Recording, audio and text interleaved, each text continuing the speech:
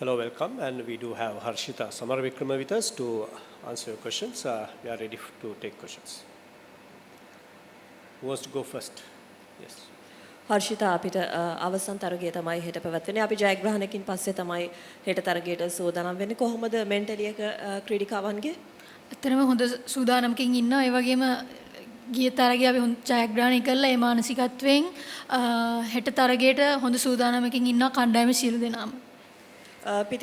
පිතිකාර්නියන්ගේ කොහොමද දැන් ප්‍රෙපරේෂන් එක එදා තරගයේදීත් අපි දැක්කේ පන්දු යවනාංශයෙන් තමයි තරගයේ ජයග්‍රහණය ශ්‍රී ලංකා කරා රැගෙන එන්න මේ හැකියාව ලැබුණේ. පිතිකාර්නියන්ගේ පැත්තෙන් කොයි වගේ සපෝට් එකක් දෙන්න බලාපොරොත්තුවක් තියෙනවද? කොහොමද ඒගොල්ලෝ කතා කරලා තියෙන්නේ ගැන? ඔව් අපි මැච් එකෙන් පස්සේ ටීම් මීටින් එකේ අපි කතා කරා කොහොමද බැටර්ස්ලා විදියට අපි කොහොමද ලකුණු අතරට එන්නේ. ඉතින් නායිකාවයි කෝච්චුයි ඔක්කොම අපි කතා වුණා. ඉතින් ඒකත් එක්ක අපේ උපරිම දක්ෂතා හෙට තරගයේ දක්වන්න තමයි බලාපොරොත්තු වෙන්නේ. හර්ෂිතා ඔයා කී රෝල් එකක් කළා එක් දින තරඟවලදී. හැබැයි මේ තරඟාවලියේදී ස්ටාර්ට් කීපයක් ගත්තා. ඒක ලොකු ඉනින් එකකට කන්වර්ට් කරන්න බැරි වුණා.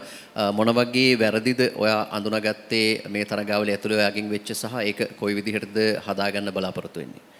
හැම තරග තුනකම මම හොඳ ස්ටාර්ට් එකක් ගන්න පුළුවන් වුණා. මට ඒක ලොකු ඉනින් එකකට යන්න බැරි වුණා. ඉතින් සිටුේෂන් එකේ සමහර ෂොට් සිලෙක්ෂන් වල ප්‍රශ්නයක් ඉඳ තමයි මට එහෙම වුණේ. ඉතින් මම ඒක හදාගෙන ප්‍රැක්ටිස් එකේ සර්ලත් එක්ක කතා කරලා හදාගෙන හෙට තරගේ හොඳින් ක්‍රීඩා කරන්න තමයි බලාපොරොත්තු වෙන්නේ.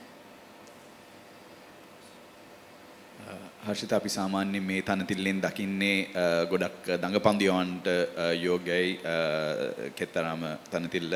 හැබැයි මේ තරඟාවලියේ ගොඩක් සීමර්ස්ලත් විකට් සරන් තියෙනවා. කොයි වගේ අභියෝගයක්ද තියෙන්නේ මේ වර්ෂාවත් එක්ක টপ ඕඩර් බැටර්ස්ලට? ඔව් ඇත්තටම අපි දැක්ක තරග ක්‍රීඩා කරනවා මේ තනතිල්ල. ඉතින් පේස් එකෙත් විකට් ගන්න අපි දැක්ක. ඉතින් විකට් එක හොඳට අධ්‍යයනය කරලා ඒකට කන්ඩිෂන් වලට ඇඩ්ජස්ට් වෙලා සෙල්ලම් ගන්න තමයි බලාපොරොත්තු වෙන්නේ. ලොකු ස්විං එකක් තියෙනවද? සීම් මූව්මන්ට් එකක් තියෙනවද කොහොමද? ස්විං එකක් ගොඩක් තියෙනවා පේස් එකේ. ස්පින් එකේ ගොඩක් බෝලේ දඟ කැවෙනවා. ඉතින් ඒකට ඇඩ්ජස්ට් වෙලා සෙල්ලම් ගන්න තමයි බලාපොරොත්තු වෙන්නේ.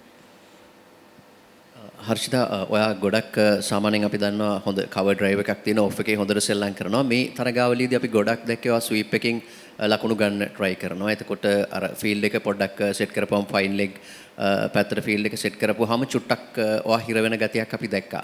ඒ ස්වීප් එකට යන්න විශේෂ හේතුවක් තියෙනවද මේ තරගාවලිය ඇතුළේදී? ඒ කියන්නේ මට ස්විප් එකට බෝලේ වැටුණොත් මම බය නැතුව ස්විප් එක සෙල්ලම් කරා. ඉතින් මම කියන්නේ සිටුේෂන් එකට අවශ්‍ය දේ තමයි try කරන්න හැදුවේ. ඉතින් ඒ වෙලාවේ මට හිතුණා ස්විප් ෂොට් එක හොඳයි කියලා. ඉතින් ඒකයි මම ඒක try කරේ.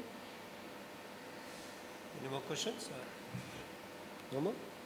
Right, thank you very much.